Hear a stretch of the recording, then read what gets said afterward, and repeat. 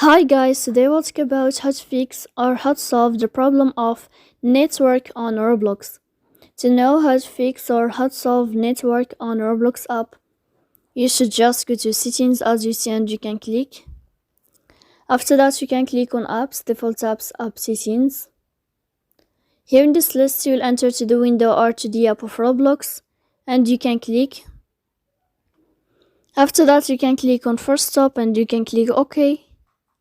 Here we'll enter to the window of storage. Then you can click clear cache. Don't click clear data because that can cause you errors in your app.